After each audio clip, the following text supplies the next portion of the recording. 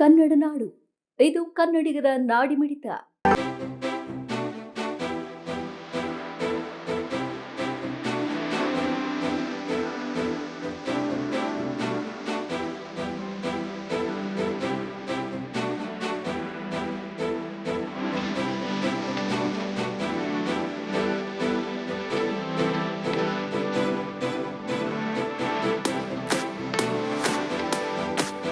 ನೀವು ಚಾರ್ಜ್ ತಗೊಂಡಿದ್ದ ಪರಿಸ್ಥಿತಿನ ಗಮನಿಸಿದಾಗ ಯಾವ ರೀತಿಯಾಗಿ ಮಾಡೋದು? ಯಾಕೆಂದರೆ ಕಮಿಷನರ್ ಇರ್ಬೋದು, ಸೀನಿಯರ್ ಆಫೀಸರ್ಸ್ ಕೆಲವ್ರನ್ನ ಸರ್ಕಾರ ಇದು ಮಾಡಿರುವಂಥದ್ದು. ಹಾಗಾಗಿ ನಿಮ್ಮ ಸ್ಟಾಫ್ ಎಷ್ಟು ಮಟ್ಟಿಗೆ ಅದರಿಂದ ಭಯಭೀತರಾಗಿರ್ತಾರೆ? ಯಾವ ರೀತಿ ಅವರಿಗೆ ಧೈರ್ಯ ತುಂಬ್ತೀರಾ? ಹೆಂಗೆ ಕರ್ಕೊಂಡು ಹೋಗ್ತೀವಿ?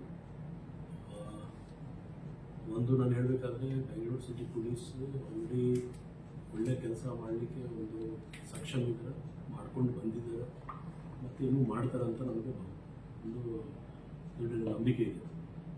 ಯಾಕೆಂದರೆ ನಾನು ಇಲ್ಲಿ ಕೂಡ ಸುಮಾರು ವರ್ಷ ಕೆಲಸ ಮಾಡುವಾಗ ನಾನು ನೋಡಿದ್ದೀನಿ ಭಾಳ ಒಂದು ಸಿಸ್ಟಮ್ಯಾಟಿಕ್ ಕೆಲಸ ಆಗ್ತಾಯಿದೆ. ಆ ನಿಟ್ಟಿನಲ್ಲಿ ಕೆಲಸ ಒಂದು ಕಡೆ ನಮ್ಮ ಏನು ಚಾಲೆಂಜಸ್ ಇದೆ ಅದು ಆಗಾಗ ಬರ್ತಾ ಇರ್ತದೆ.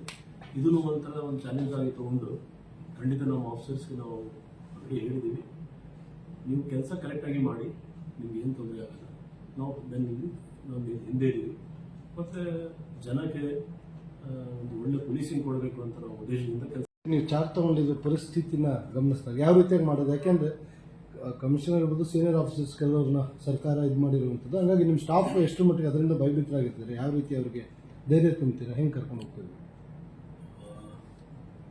ಒಂದು ನಾನು ಹೇಳಬೇಕಾದ್ರೆ ಬೆಂಗಳೂರು ಸಿಟಿ ಪೊಲೀಸ್ ಆಲ್ರೆಡಿ ಒಳ್ಳೆ ಕೆಲಸ ಮಾಡಲಿಕ್ಕೆ ಒಂದು ಸಕ್ಷಮ್ ಇದ್ದಾರೆ, ಮಾಡ್ಕೊಂಡು ಬಂದಿದ್ದಾರೆ ಮತ್ತು ಇನ್ನೂ ಮಾಡ್ತಾರೆ ಅಂತ ನನಗೆ ಒಂದು ದೊಡ್ಡ ನಂಬಿಕೆ ಇದೆ. ಯಾಕೆಂದರೆ ನಾನು ಇಲ್ಲಿ ಕೂಡ ಸುಮಾರು ವರ್ಷ ಕೆಲಸ ಮಾಡುವಾಗ ನಾನು ನೋಡಿದ್ದೀನಿ ಭಾಳ ಒಂದು ಸಿಸ್ಟಮ್ಯಾಟಿಕ್ ಕೆಲಸ ಆಗ್ತಾಯಿದೆ. ಆ ನಿಟ್ಟಿನಲ್ಲಿ ಕೆಲಸ ಒಂದು ಕಡೆ ನಮ್ಮ ಏನು ಚಾಲೆಂಜಸ್ ಇದೆ ಅದು ಆಗಾಗ ಬರ್ತಾ ಇರ್ತದೆ. ಇದನ್ನು ಒಂಥರ ಒಂದು ಚಾಲೆಂಜ್ ಆಗಿ ತೊಗೊಂಡು ಖಂಡಿತ ನಮ್ಮ ಆಫೀಸರ್ಸ್ಗೆ ನಾವು ಆಲ್ರೆಡಿ ಹೇಳಿದ್ದೀವಿ, ನೀವು ಕೆಲಸ ಕರೆಕ್ಟಾಗಿ ಮಾಡಿ, ನಿಮ್ಗೆ ಏನು ತೊಂದರೆ ಆಗಲ್ಲ, ನಾವು ನಾವು ಹಿಂದೆ ಇದ್ದೀವಿ ಮತ್ತು ಜನಕ್ಕೆ ಒಂದು ಒಳ್ಳೆ ಪೊಲೀಸಿಂಗ್ ಕೊಡಬೇಕು ಅಂತ ನಾವು ಉದ್ದೇಶದಿಂದ ಕೆಲಸ ಮಾಡಿದರೆ ಖಂಡಿತ ಏನು ಸಮಸ್ಯೆ. ಸರ್ಕಾರ ಆಲ್ರೆಡಿ ಪ್ರಕರಣ ಸೇರಿಗೆ ಮಾಡಿಕೊಂಡಿಲ್ವಾ? ಈಗಲೇ ಸಬ್ಸ್ಕ್ರೈಬ್ ಮಾಡಿ, ಬೆಲ್ ಐಕಾನ್ ಅನ್ನು ಒತ್ತಿ, ನೋಟಿಫಿಕೇಶನ್ಗಳನ್ನು ಪಡೆಯಿರಿ.